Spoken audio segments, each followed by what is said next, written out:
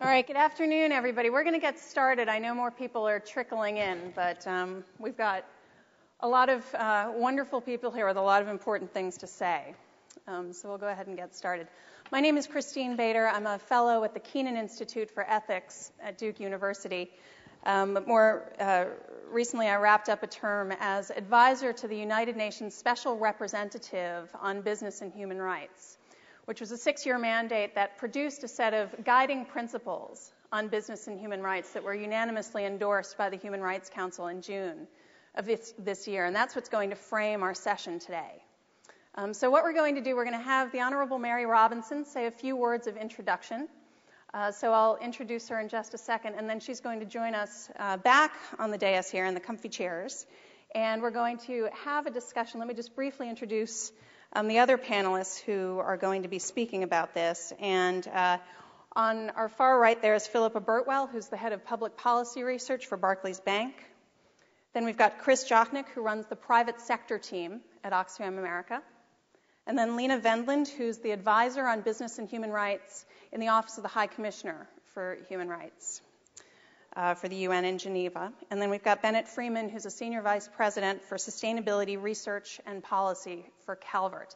And all of these folks were key players in developing these guiding principles on business and human rights that we're going to be talking about today. So looking forward to a good discussion. And again, just by a couple of words by way of introduction of the Honourable Mary Robinson.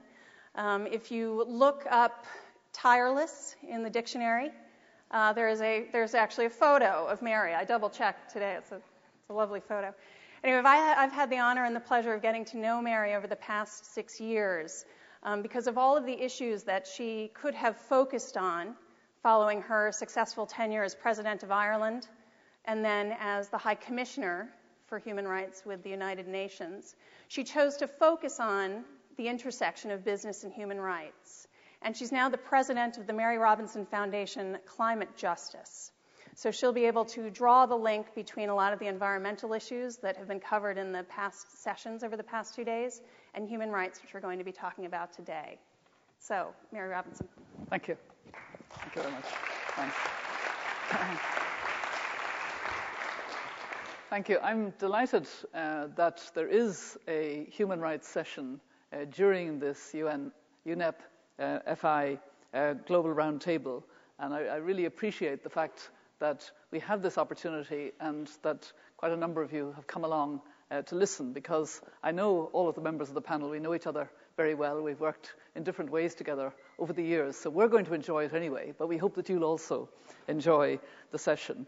Maybe I should just explain very briefly before I come on to the subject matter, which is effective human rights due diligence, from blaming and shaming to knowing and showing.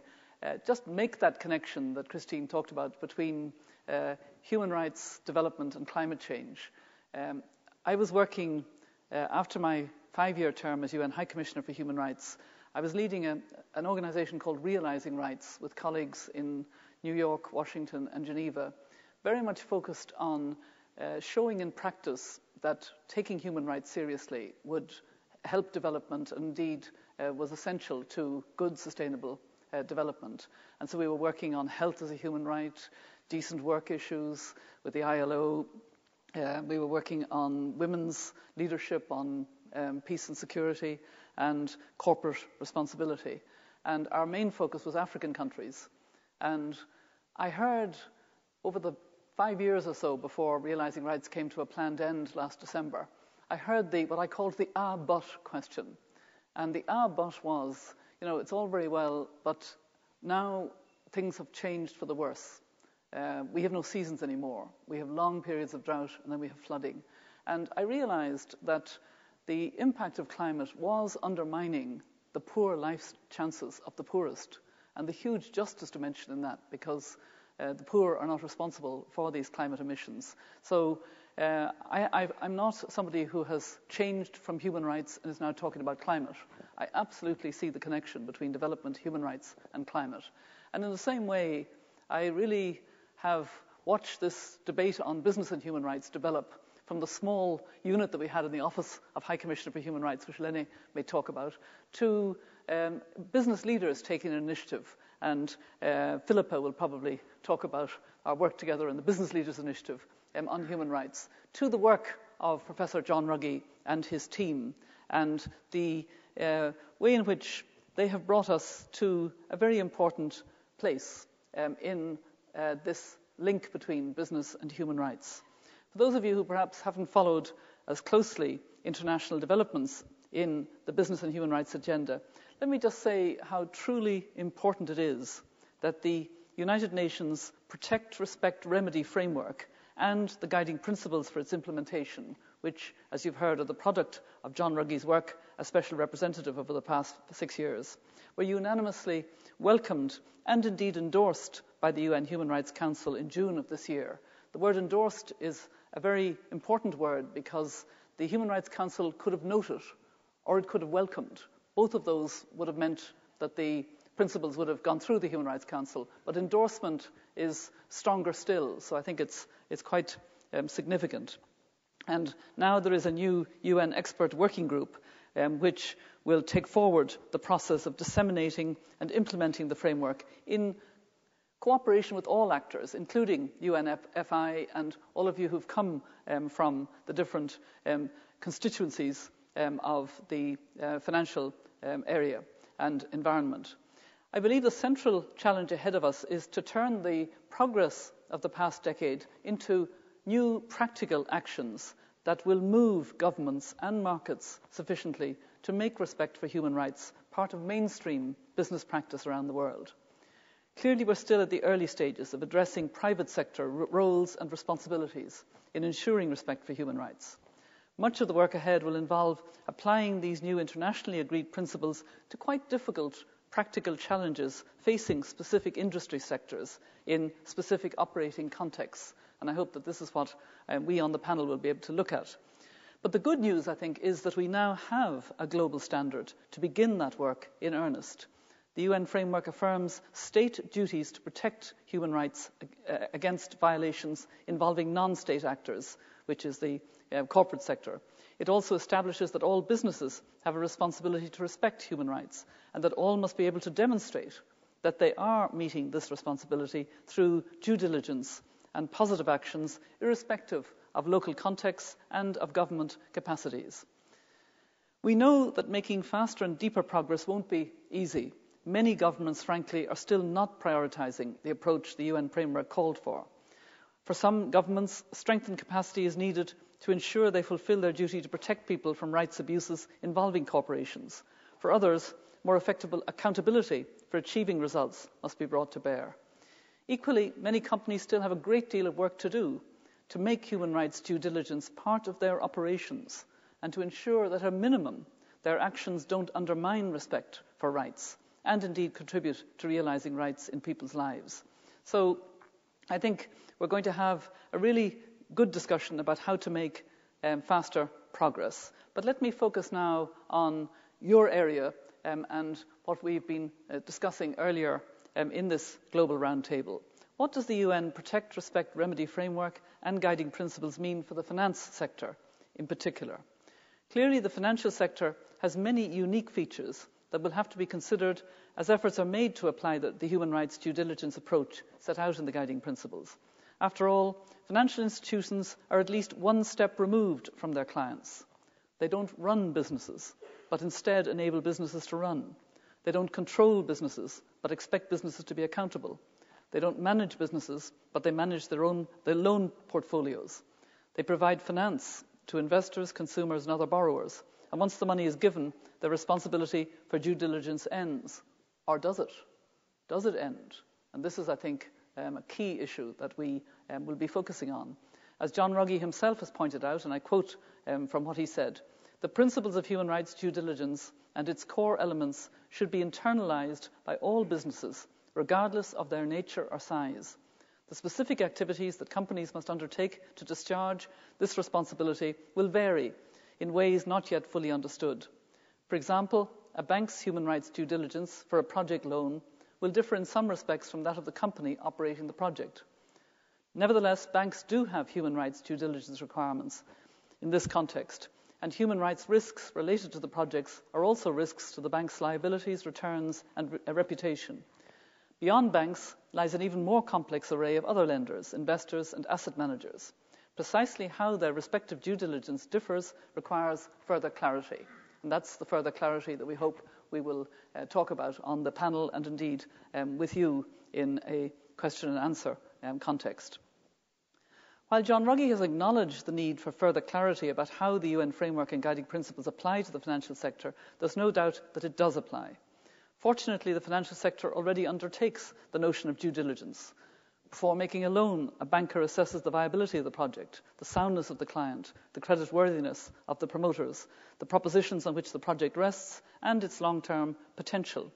Before entering into a transaction, lawyers of banks pore over documentation to ensure that liabilities are clearly understood, that the assets really belong to those who claim them, and that the activities being undertaken are legal and don't violate international sanctions.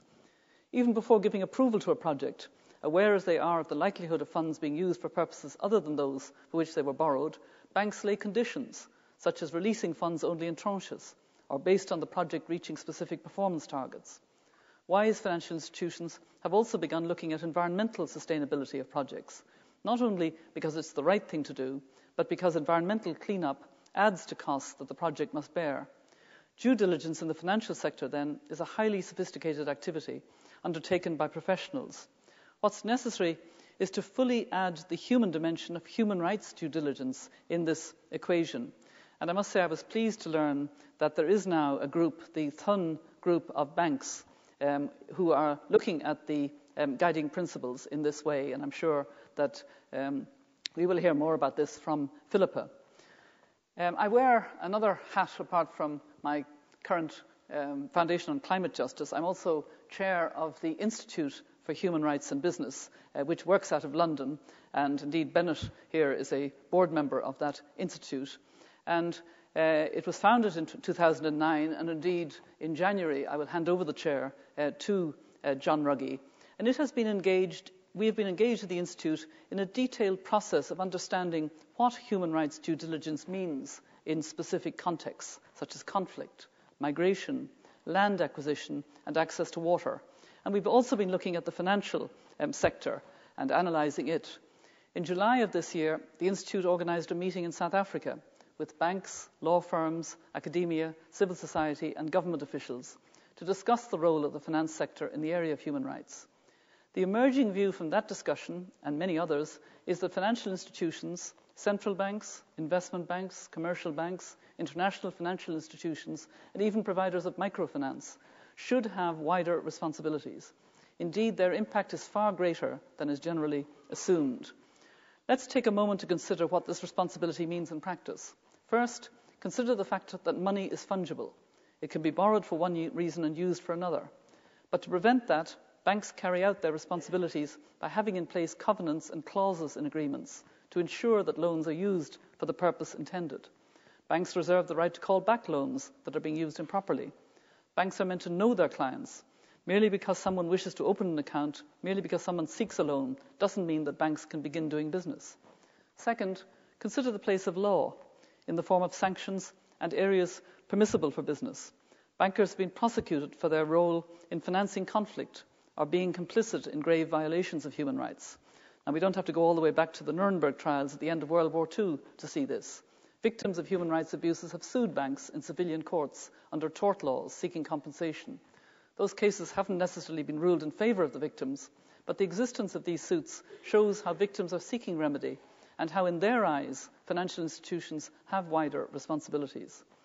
So all of you who work in the financial sector are clearly aware of this, and as with other business sectors, leaders have taken steps to improve the situation. Some have created their own codes of conduct. Some have worked with others within the sector. A few have brought in governments and civil society actors to develop principles aimed at clarifying responsible policies and practices. As with all similar initiatives, the intent behind these efforts is laudable and significant progress has been made.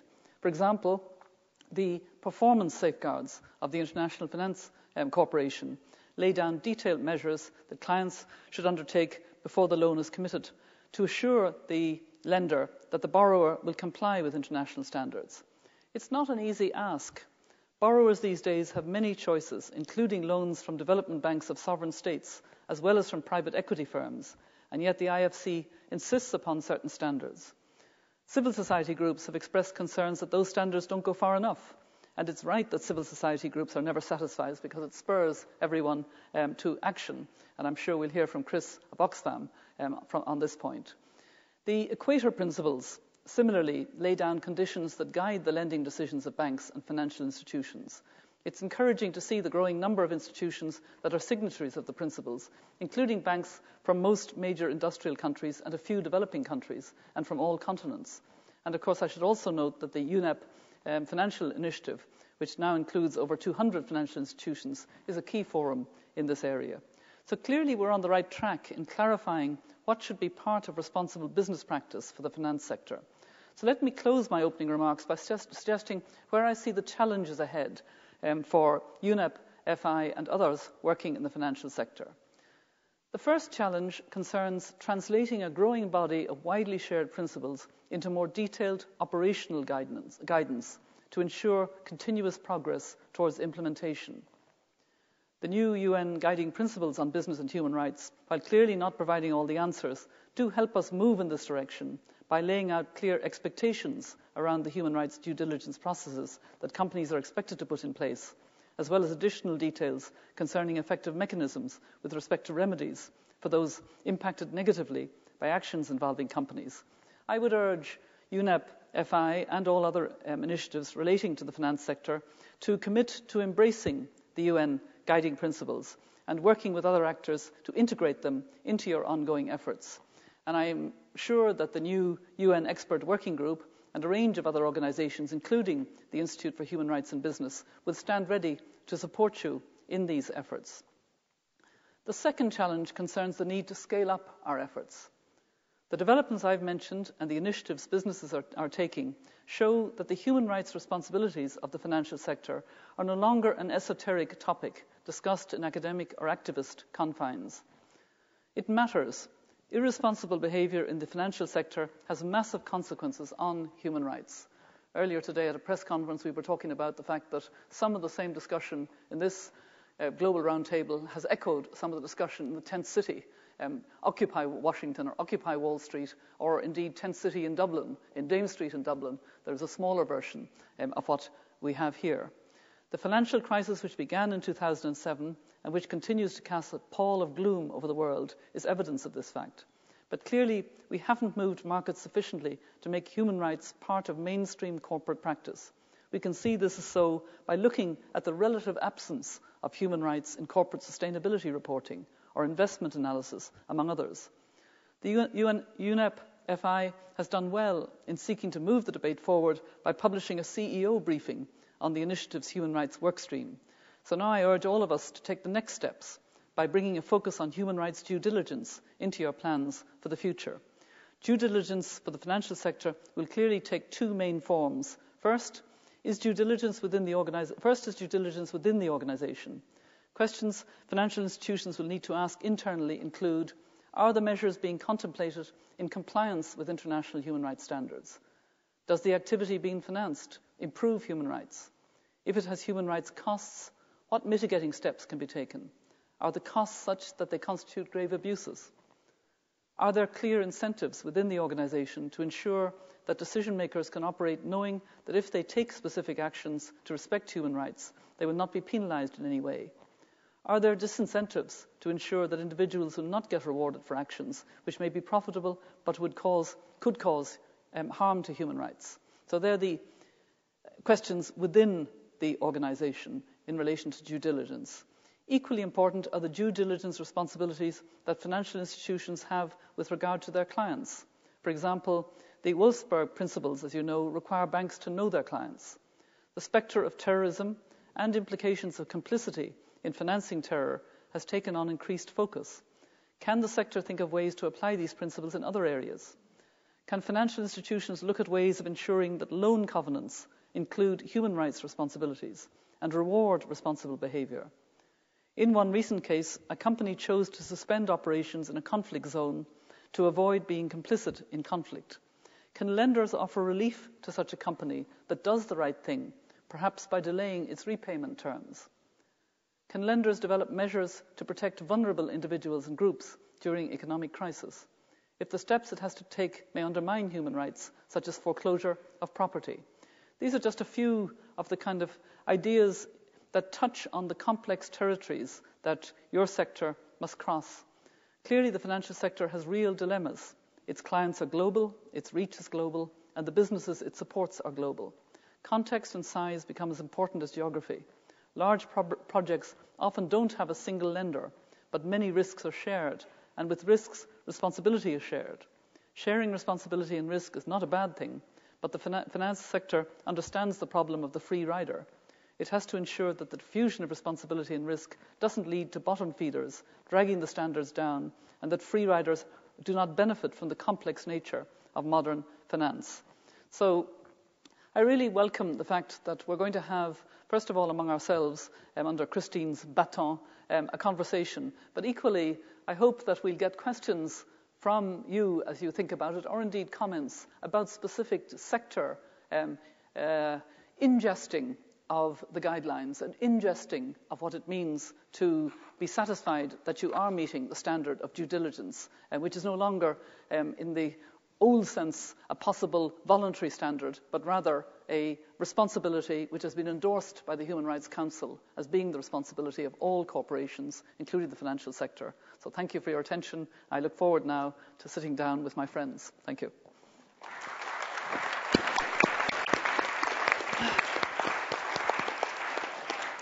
Mary, thank you. That was a great overview, and I think a great way to lay out some of the challenges that we want to get to here in our conversation.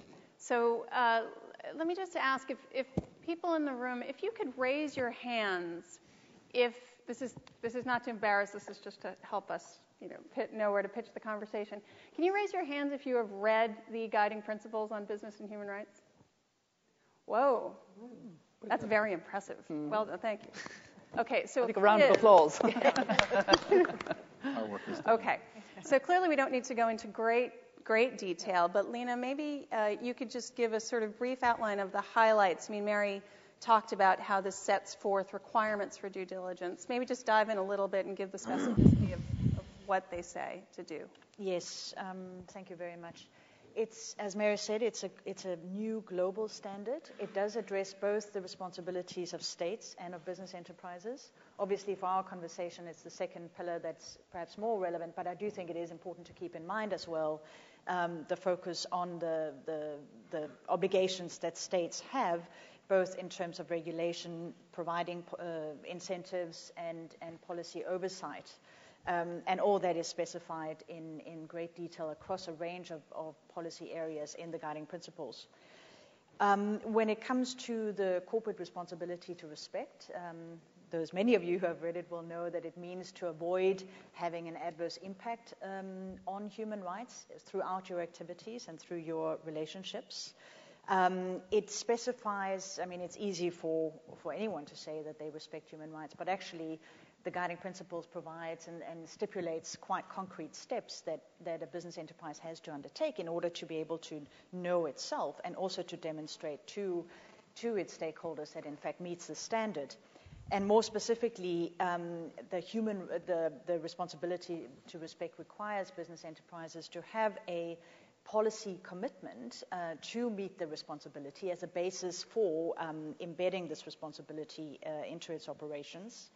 And it then, based on this policy commitment, it requires a human rights due diligence process that comprises a number of specific steps.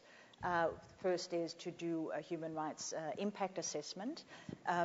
So assess what is actually, before you can take steps to address any adverse impacts, you need to know in the first place what your impact is. So undertake human rights impact assessment. Integrate the findings from this human rights impact assessment into the relevant parts of your business and take appropriate action to respond.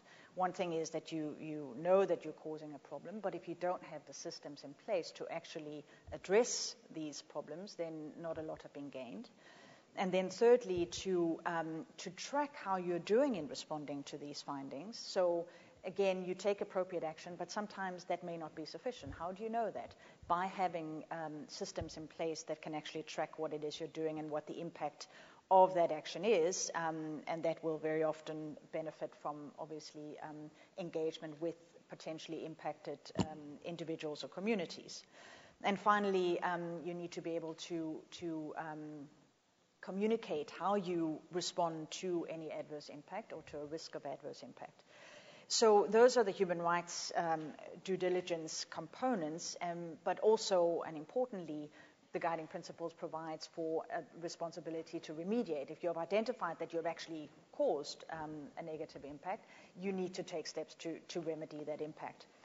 So those are all elements in the second pillar, the corporate responsibility to respect. But very importantly, the guiding principles also recognizes that in any human rights issue, corporate-related, business-related human rights issues that are impacted communities or individuals, peoples whose rights have been violated, and that a fundamental element of human rights discourse is the possibility of an effective remedy, right of access to an effective remedy.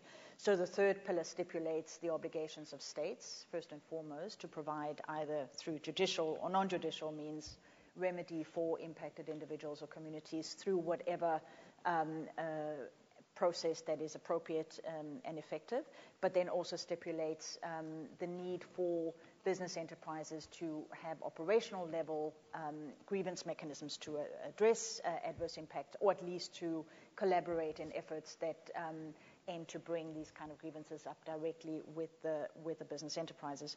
I think those are the very short the highlights. I do think it is important, before I just give up the floor, to note that this global standard has been welcomed by business itself. So the International Chamber of Commerce, the International Organization of Employers, and as well as a range of individual companies, and also by different elements of the financial sectors. There was the SRI community issued a statement in support of the guiding principles. There was just a statement that came out by the Thun group of banks.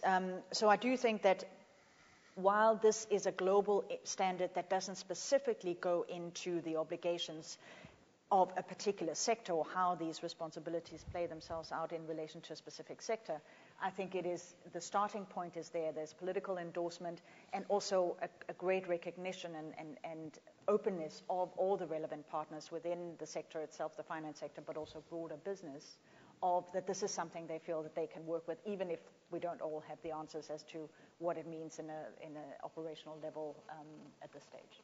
Perfect, Lene, thank you. Of the financial institutions represented in the room, how many of you have a human rights policy?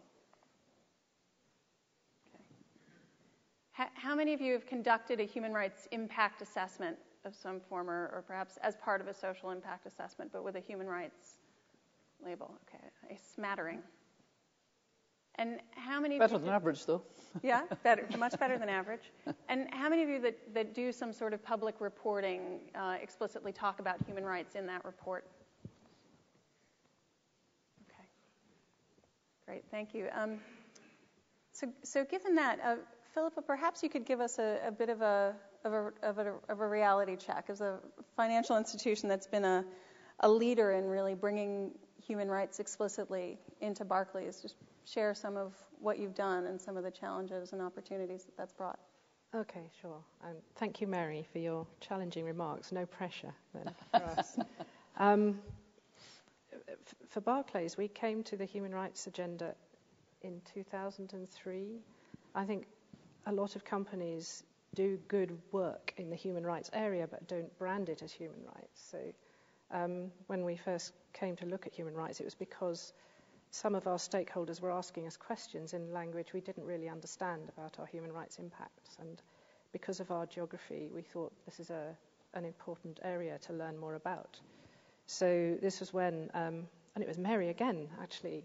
I went to a presentation that she was conducting in Brussels, and we were co-opted into the Business Leaders Initiative on Human Rights, which was a 6-year initiative. Started out as a 2-year one, I think, but we got a lot of momentum going, and it was 13 companies from different sectors looking at how we might operationalise the Universal Declaration of Human Rights into our day-to-day decision-making. And we got to know each other really well, and the discussion was really inspiring. We're still friends and still deal with each other. And we produced some quite, I think, forward-looking thought pieces and tools and guidance for business on how to address human rights. And that really helped me take the agenda back into my business, because you can't really address human rights impacts and risks if you don't know what they are. And so we managed to get much more comfortable with the language and the rhetoric and the jargon of human rights, and try to translate that into practical business speak and guidance. I think that we were able to contribute to John Ruggie's mandate because the timing was absolutely perfect for him coming on stream. So we were, as a group, contributing to his consultations and dialogue throughout his mandate. I think he's done a pretty amazing job to keep the NGOs, the governments, and business on side throughout that time. It wasn't uncontested, but the end result is very clever, I think, because the principles are very high level. You can't argue with them. But if you've actually got to prove you're implementing them in your business, it's really difficult to work out the indicators and the data and the reporting that you're going to have to do to persuade your external scrutineers that they're embedded. I see the human rights challenges for banks at the moment in 4 areas, or certainly for us. In conducting business relationships, in operating across different geographies with different laws and cultures, in taking account of the proliferation of standards and benchmarks that are now referencing human rights. And because we are associated with every sector, all the human rights impacts of those sectors are indirectly associated with us if we lend. So all the standards and benchmarks that apply to the mining sector or the textile sector or the pharmaceutical sector are something we need to take account of in our due diligence. I did have 3 things, but after listening to Gordon Brown this morning, I've got a 4th, which is we need to take on the challenge of conveying the good things that we do, because there's so much focus on the negative. And the core business of banking is to facilitate people achieving their life goals. We contribute to social infrastructure, to crime prevention and corruption prevention. So we do an awful lot of good that isn't really recognised, or we don't articulate it very well. So I think I'm taking that on as a 4th challenge. And when we're looking at our business relationships, we have our workforce. We've got 150,000 employees. So we have to bring them up to speed on human rights language so that they can identify risks when they're doing their daily job. And you have to make it personal to them so that you get their emotional engagement in addressing what can be quite difficult subjective issues. So we have some generic training and then more specific tools and guidance for different specialists within the organisation, whether they're in the credit risk line or sanctioning line. Then you have to look at your supplier relationships. Now, like all multinationals, we have thousands of suppliers, and we have quite a laborious screening program to make sure that the goods and services we purchase aren't produced in a supply chain where human rights violations might occur. The challenge for that due diligence is how far down the supply chain can you go, or should you go? Because obviously your first-tier suppliers you have the direct engagement with. You can have a good dialogue. But their suppliers, and their suppliers, your influence gets less and less as you go down the chain. And the challenge for us is to make sure that we take a reasonable and practical approach to identifying any risks in our supply chain. We try to do that through the usual questionnaires, but also through engagement with our suppliers. And then the most difficult area is our client relationships, because we're lending to so many industry sectors, individuals, governments and projects which have human rights sensitivities. We're not responsible for our clients' actions, but we do have a responsibility to take account of any material human rights risks that could be attached to any lending that we undertake.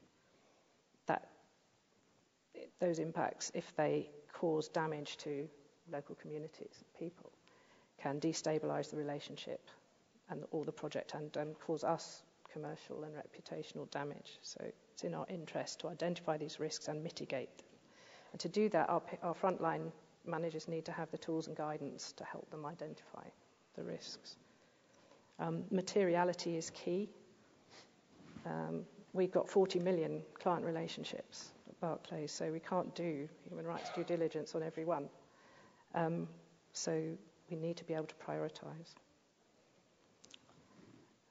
And then on geography, we operate in 50 countries, a number of which have poor human rights track records or have weak or lax governance. This increases the potential for association with human rights violations. And the constant challenge for business is how far to go to fill the governance vacuum.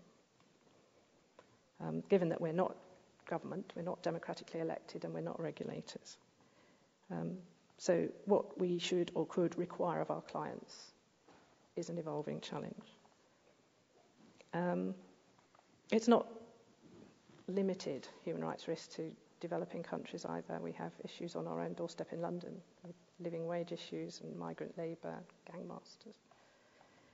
So you can't just ring-fence certain parts of the world and say that's where you do your enhanced due diligence. Different parts of the world have conflicting laws.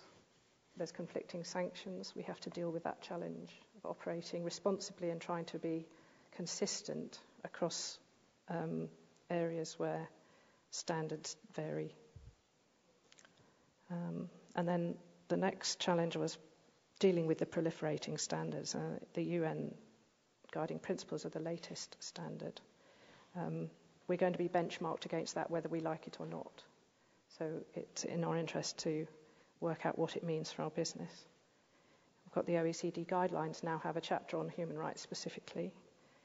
The IFC has reviewed its performance standards with the intention of adopting more human rights and climate change related criteria. So the Equator Principles, which are based on the performance standards, are also under strategic review. So they're likely to include some more stringent human rights aspects. There's a lot of government interest in this as well. I went to a parliamentary reception the other day where Mike Posner from the US government and Henry Bellingham, who's one of our Foreign Office ministers, were endorsing the guiding principles. And it's the first time I'd seen the US and the UK on a platform talking about the human rights agenda. And then the final challenge was there is good news out there. So part of that good news is the collaboration between banks, between companies in other sectors. I think the ICMM, the International Council for Mining Metals, has produced some guidance on the guiding principles, and the Toon Group will be producing some outputs early next year on how the due diligence framework will apply to different bank products. That's great. No, Philippa, that's... One thing I would like to say is that the due diligence has a slightly different emphasis from what we might do already from a human rights perspective, in that you need to look at the impacts not just from the bank's point of view or the client's point of view, but the point of view of the communities being affected as well. So that I was trying to think of a practical example, and I have a supply chain one where we purchase a lot of uniforms, and our supplier is audited and conducts their business properly. But we had a discussion about what would happen if we found that we had child labour in our supply chain. And the initial reaction was, we'd just sack the supplier. We don't want to be associated with it. But if you're going to put the interests of the people being adversely affected first, you've got to think, is it good for them to be thrown out of work because you've pulled the contract? And then they might have to go into even worse work. Or do you work with the supplier to try and make sure that their educational and rest and recreation needs are taken care of as well? So it's just a slightly different way. So what did you do in that situation? We haven't met that situation, but that's in our human rights statement. It says if we are found to be associated with violations, then we will consider the rights holders as well. Okay. Well, that's actually a great segue to Chris's perspective. Speaking from the perspective of the people who were impacted, perhaps you could share a few concerns or just your perspective on what you've heard so far of the challenges of getting this implemented. Yeah, okay. Well, I'll start a little broader. And first, thanks, Christine and Mary, for your excellent remarks. I think it's first important just to underscore how timely this event is. There's a reason why these issues now are surfacing in this sort of forum, and that may not have happened 10 years ago or even 5 years ago. And it's one of the reasons that Oxfam is so concerned about these issues. You have sort of a convergence of events or trends, first with so much new development happening in southern or developing country markets where you have far less governance or effective governance. You have more risk of corruption. You have conflict zones. You have a lot of companies and investors moving into these areas where the situation is really ripe for human rights abuses and human rights conflict. And secondly, you have an increasing expectation from all sides of civil society, the investor side, the shareholder side, the consumers, the NGOs, which I represent, the media, governments, for the private sector to really step up on these issues. And then third, you really have an ability now from groups like Oxfam and others to hold companies more accountable because of all the new media and the real insistence on transparency. And it's very hard today to hide abuses. And so it's fairly easy for small organizations in developing countries to really hurt a large institution's brand.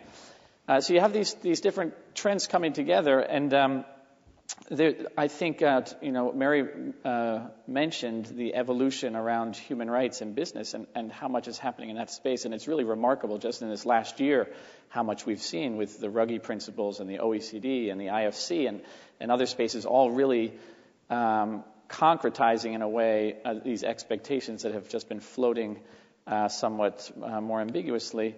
But you really have a lot more energy as well moving into this area. And Oxfam is just one actor there, but I think Oxfam's journey is perhaps informative. Oxfam is a large poverty and development group, and we started off really as famine relief. That's where we get our name, Oxfam.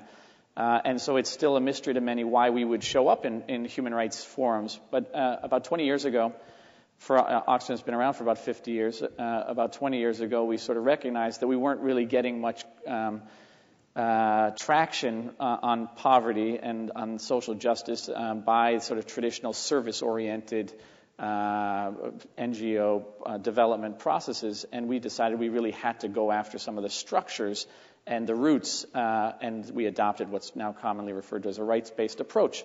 And in doing so, we first went after governments, but then we quickly recognized that the private sector is also one of the critical actors in sort of upholding these structures that in many ways maintain poverty. And once we got to the private sector and the companies, we very quickly started following the money, and we wound up at the financial services. And interestingly, we just launched a major campaign around agriculture, and we spent about a year and a half, or we call it food justice. We spent about a year and a half looking at all the trends and all the issues that are affecting the poor. And we defined three that were really critical: inequality, scarcity, and volatility. And in each one of those, the financial services sector plays a critical role. Inequality, of course, that's why we see the demonstrators out here really targeting the banks. Volatility with all the speculation, playing a major role in that, and that causes food crises and so forth. And scarcity, the scarcity around water and land that is going to drive so much conflict going forward, is in many ways financed by large banks and investors in the north or in developing countries. And so our very first target of this campaign, which we launched a month ago, was a bank, a large bank, and it had to do with a land, what we call a land grab, a large investment in land in Uganda. And many of these investments are speculative. In this case, it displaced 20,000 small farmers. There was a company that had done the actual work that was actually certified by forest standards and had support from the IFC, and it had a major bank behind it. But we discovered that neither the certification or these other due diligence processes had yielded nearly enough protection for the communities, and Oxfam ended up targeting the bank. So I say all of that just to suggest that today it's still somewhat esoteric, and the audience isn't quite full in this room, but we expect that this is going to be a major and growing area. And I think you're at the front edge, those that are coming to these sort of events today. I think the numbers will very quickly rise as we go forward. Chris, can I just interject one thing? When you were targeting that bank, what were you hoping that they would do, and did they do it? Yeah, well, that's a good question. Traditionally, the groups like ours would target the actual company creating the problems, Nike or Shell Oil or others. In this case, we decided that the bank had so much influence because by virtue of its investment, it had a board seat in the company. The company really couldn't have gone forward with the land purchase without the bank. And so what we asked the bank to do was to go back into the country and perform basically a due diligence process and find out what had actually happened, what sort of rights had been violated, whether these communities had in fact been displaced, whether proper payments had been made.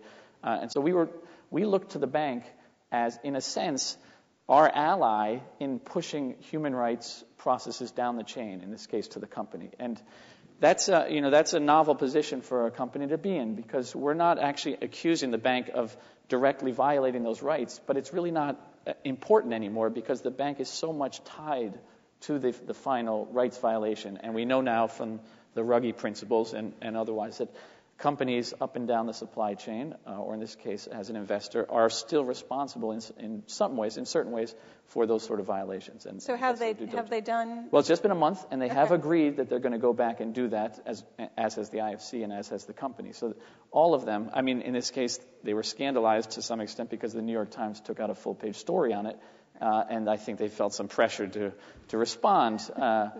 But they have, it just goes to show that it's very hard. Here you have a country like Uganda, a small country with very little media profile, but it doesn't take much to create a major scandal in the New York Times with a little bit of research and push. And so in some ways it's, I hope, a cause for some concern generally, a wake-up call for the industry, and that's the way Oxfam has positioned it. Right. I think that's really, and I just want to ask Philippa to respond to that before I bring Bennett in and then Mary back in. And so Philippa, listening to that story from Chris, if you were sitting in that financial institution's shoes, can you share what would be the conversation internally within Barclays? Would you, what would it be? Would you think that your due diligence had been thorough enough and that would be a starting position, or would you actually go back and revisit what you'd done? I think it's not unusual for banks to be targeted for supporting clients that are conducting business which is controversial. Sometimes we're a much more accessible target to reach. So we do quite a lot of horizon scanning to try and stop that happening in the first place, but nobody's perfect. So certain parts of the business may not be aware of some of the issues that they need to be, but we do horizon scanning to try and prevent it. And if a risk arises, then we have an escalation process within our organisation, which goes up to a very senior committee at the top that looks at issues of ethical and reputational significance. And you'd be amazed at how much discussion goes on in that committee. So if something like this arises, it will go through that process. And those committees will then take a view on whether we go back and do more. Right. But ideally, you would want to be aware of these issues and stop them happening. Yeah, which I think raises a good point. One of the things that the due diligence standards that John Ruggie has put forward and others really emphasizes the need to do it in a proactively engaged way with stakeholders and with community, and building up those relationships in advance throughout the due diligence process with groups like Oxfam, but also partners in the field, helps, in a sense, allow you to perceive these risks in advance and ensures that you can head off these kinds of situations, I think. We've seen the risk management or the due diligence that goes on in our business ripple out So the scope of it is extending all the time to more and more issues on broader basis. We learn as we go along. Sure. So speaking of proactive engagement, Bennett, could you talk about, from the perspective of Calvert, how your conversations have gone in engaging with companies and bringing human rights into that conversation? Those conversations, Christine, have been underway at Calvert for over 2 decades. In fact, when we got into the SRI business in 1982, we were the first mutual fund family to make a policy declaration that we would not invest in companies operating in then apartheid South Africa. So we've been at this for many years, and our team of analysts have been trained in human rights, risk assessment, due diligence across the range of our portfolios. What I'd like to emphasize in a couple of ways here is what I think was not new, and then what is new from my perspective at Calvert, but also drawing on a few other roles over the years on these issues. The business and human rights agenda has been established in more or less its contemporary form now for a good almost 2 decades, going back to the Ken Saro-Wiwa executions, I would say, in 1995. It's not new for oil, gas, and mining companies to deal with rest of local communities, security forces, indigenous cultures. It's not new for agriculture, food, beverage companies to deal with labor unions, again, rest of local communities, conflict zones. It's certainly not new for footwear and apparel companies to deal with child labor, other labor rights issues in their supply chains. What is new, in my view, and in our experience at Calvert, is the range of sectors that face human rights-related risk and, in turn, responsibility. And those sectors have come under a very harsh spotlight. I'm thinking of the tech sector in particular. People used to think that tech was supposedly all clean. Well, we began to focus on labor issues in consumer electronics supply chains a decade or so ago. A lot of progress has been made. Just in the last half decade, a whole new dimension of complex issues around the internet have emerged. Very tough issues around freedom of expression, right to privacy, that those companies that are masters of innovation in their technologies and maybe their social impacts have yet to master in terms of some of the basic due diligence that we've seen in the more traditional industries.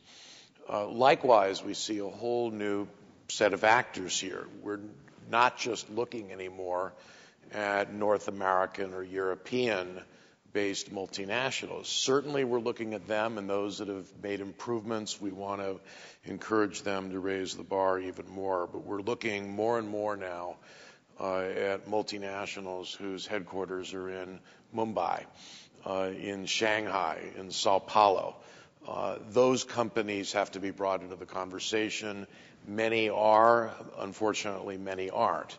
And as investors, as we look more and more to international companies, to emerging market-based companies in particular, we have to apply the same standards of due diligence. The point I want to make, though, as clearly as I can for the next minute or two before turning back to you, Christine, and to Mary, is what has changed, in my view, is that we can no longer waste time, in my opinion, debating whether business faces human rights risks or responsibilities. The debate is over. This mandate, 6 years, massive global consultations, terrific team, including Christine working with, and Lene working with John Ruggie, produces this framework, these guiding principles. They're not perfect, but they are a stark improvement over what's come before. They're not as John Ruggie likes to paraphrase Winston Churchill, they're not the end, but they're the end of the beginning. What I hope is that NGOs will use the guiding principles as a floor, not a ceiling.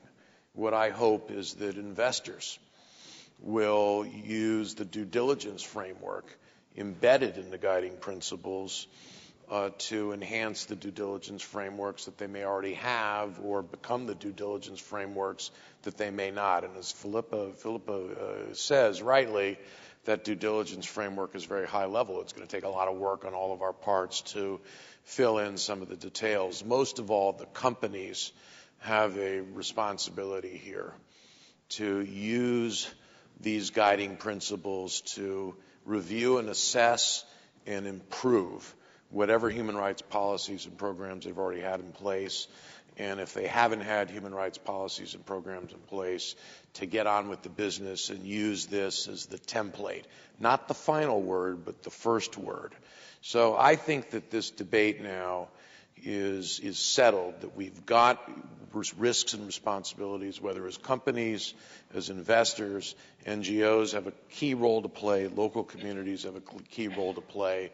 The debate will go on for years and for decades, but my hope, my expectation is that the guiding principles will become that floor, not that ceiling, that floor beginning now. And at Calvert, we're beginning to do our part, joined by other investors who are like-minded, who see risk across our portfolios in every sector there is, and are using these guiding principles to sharpen our understanding, kick the tires, ask some tough questions, rule some companies in, and frankly, weed some out. And that's where we've got to be. Bennett, that's terrific, because it nicely summarizes, I think, what's been a theme running through all of our speakers here, is that we're at this moment. We're at this moment of convergence and of opportunity. Financial institutions actually starting to shift and having these conversations internally, and of the NGO sector actually seizing the opportunity and technology and media and starting to dissect the roles of different players and focus on financial institutions. And the United Nations, for the first time, actually talking about and engaging with business in a really constructive and productive way. And Bennett, as you've nicely said, there's this moment where we now have a set of standards and principles for the first time, and this is a foundation that we can all build on, a common foundation. So, Mary, I wonder if you want to come back in and talk to how the international community can capitalize on this moment. Well, I think there's a lot to be done. I mean, this is an informed audience, but we saw that not all the hands went up as to whether they had done due diligence or human rights assessment. I mean, it's good that we're having this discussion in a UNEP FI discussion, and I hope we really that there won't be any context now that this agenda won't be part of it, the guiding principles and the framework, and that we'll begin to sort of drill down, have a granular approach in each sector. I mean, it's always good to hear what the experience is, what has to be anticipated, and I mean, I liked Philippa's point about if it happens that in sourcing uniforms that down the supply chain there were problems, that there is then the question, and I think the Gap faced a similar question in India as to whether you totally write off that sweatshop maybe, or there's also a responsibility to get in there and see whether they can become that they can be helped to reach sufficient standards that they could be a supplier in the future if they reach those standards, because this is jobs, this is employment for people and the future. So I think we're now seeing a more holistic debate taking place. I like the fact that Lene quite rightly put the emphasis also on the responsibility of governments. I think that NGOs again will have to really become more effective at tracking that responsibility of governments. To be held now to protect, it's a higher standard than for corporations that have to respect and carry out the due diligence. In the case of governments, it's an actual obligation to protect, and I think there's a huge potential for holding governments responsible and for holding ministers within governments responsible, and getting down to to that. I'm conscious that there was a time in my life when there was a hope that a plane might wait for me. When I had a high office, but planes don't wait for me anymore, and I will have to run in a minute. I'd love to hear something from the audience before I go. Could we go out to the Absolutely. audience maybe? Yeah, okay. Perfect. So we've got a couple of minutes for questions before Mary needs to run and catch her plane. So yes, I think if you can use that microphone that's right in front of you there without falling out of the balcony. Yeah. Christine Chan, the Journal of Environmental Investing. This question is for Mary Robinson.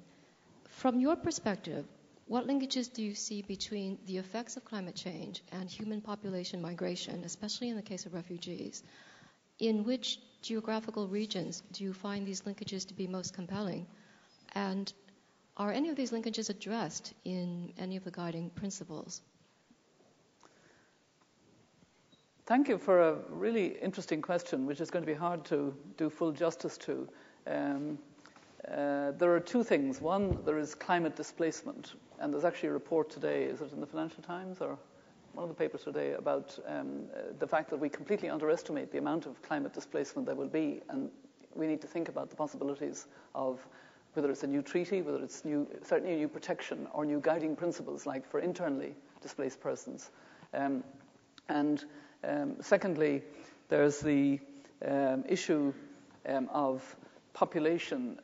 I've been interested, taking part now in quite a lot of discussions about climate justice, linking development, human rights, and climate, that there is quite often a question in the audience saying, given the demographic realities, don't we need to have more focus on population control? And that's the one question that I almost invite now so that we talk about it and we get away from those words, population control, because that envisages a top-down, it's happened in the past, we'll go in and tell you what to do. And we know what works in encouraging proper spacing of children, and it is education of girls and women and access to healthcare. Nothing brought this home to me more than in July when I was back in Somalia. I'd been there as President of Ireland in 1993 in October at the request of Irish aid agencies to let the food get into the feeding stations. And at that time it was conflict between warlords. Now, of course, it's Al-Shabaab and also high food prices and weather, the climate.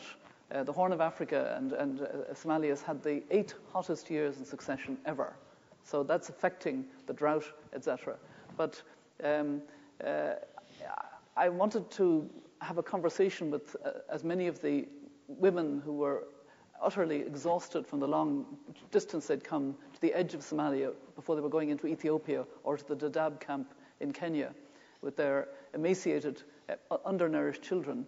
And I would say to them, how many children do you have? And I never got one answer that was less than 6, 7, 8, 9, in order that at least 1 or 2 would survive. I mean, it's a really dramatic, terrible issue. And we are, I think, this is going to be a huge issue. In a few days' time, we're going to have the recognition of the 7 billionth child by the Secretary-General on the last day of this month. And then we're going up another 2.2 billion or something by 2050, the fastest increase in population. We've actually got to turn around, go back to the Cairo conference and recognize that access to reproductive health and family planning is essential for sustainable development. It's essential for balanced development. I know it wasn't key to your question, but the way you put it, I have to answer it in that way because I think there's also the opportunity of the very fact that all of the vast majority of that growth will be in developing countries and poor developing countries. And they're the ones that need support for education and support for health systems and support for bringing down maternal and child deaths, because that's the way you get the leveling off and the proper spacing of children and choices for women and women being able to be productive in their own lives in the way they want to be. So it's why I find this whole link between development, human rights and climate so compelling, and I think we will link it across to the business and human rights agenda more and more, because the private sector plays such a role in the climate as well. And after all, I mean, Philippa was mentioning the Business Leaders Initiative on human rights that started in 2000 and 2004, was it? 2003. And we modelled on the Business Leaders Initiative on Climate Change because it was easier to measure your footprint, your carbon footprint and climate change. But even then, there was a kind of model of linking. And now I think we can also continue to learn from environmental sustainability to a human rights, that the human rights due diligence is part of corporate sustainability now. And I think this will be an important development. Yes. Sure. I'd just like to agree with Mary on the climate change linkage, because I think there are a lot of communities that are now facing inevitable climate change. So there's a lot of work going on mitigation, but the adaptation agenda is important. And I think investing in communities so that they can adapt to their new conditions and change their livelihoods is a huge opportunity for them to actually make a positive contribution.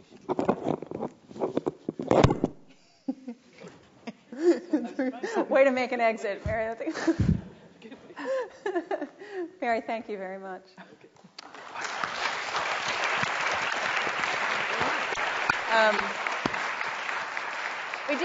We do actually have time for maybe one more question if there's anything else burning and simmering in the audience. Yes, sir. It's on your right. Thank you. Bouwer Verner, Rabobank.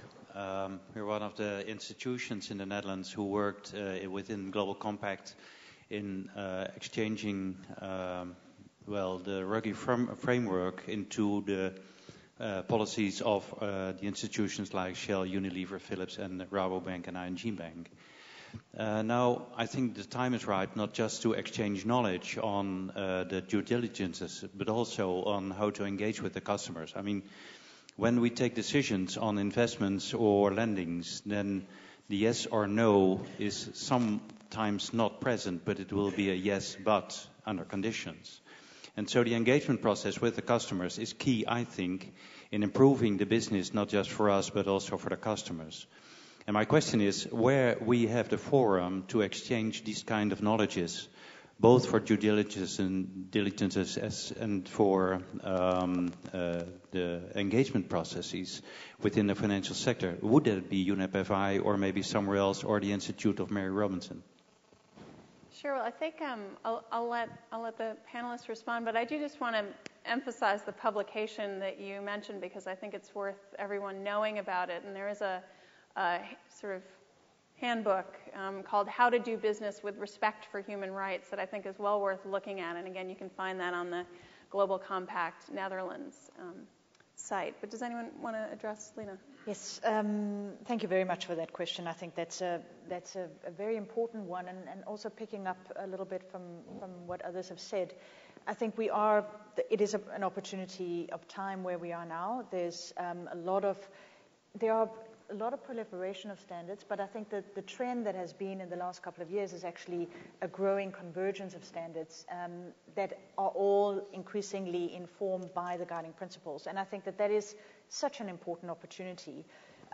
So we have the UN guiding principles, we have the OECD guidelines where the human rights chapter is explicitly modeled on the guiding principles, so that's complete convergence there. We have the ISO 26000 standard that is also modeled very directly on the UN guiding principles and the Protect, Respect, Remedy framework. We're having a lot of conversations with the OECD, with UNEP FIs and others, and we hear about initiatives in the finance sector, sort of pockets that are trying to discuss what that actually means. And I think it is so important to try to make sure that everyone is having the same conversation. I was at the OECD 2 weeks ago, and they had and the investment committee had just the day before had a meeting with also the Secretariat of the Principles for Responsible Investment and a whole number of representatives from the financial sector to try and see what would the guidelines, the human rights part of the guidelines, mean for the finance sector. And I would try, and I think that UNEP FI might be the right platform, perhaps the new working group on human rights and business that the Human Rights Council has established, that still needs to sort out its work plan, but that we try to think about what is a forum where all these discussions that are taking place come together, so we don't have different pockets, be they international, regional organizations or individual groups of companies to move ahead in all sorts of different directions.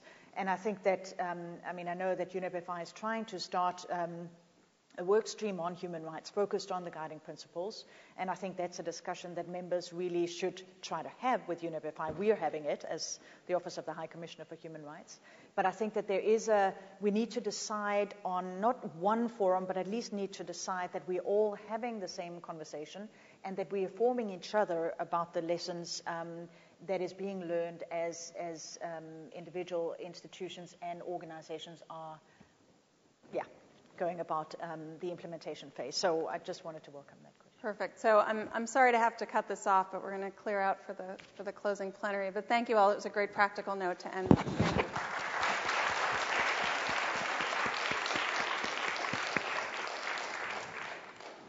Could I have your attention, please? We're going to try and kickstart the final session straight away. So if you could please remain here so we don't lose any more time. Thank you very much.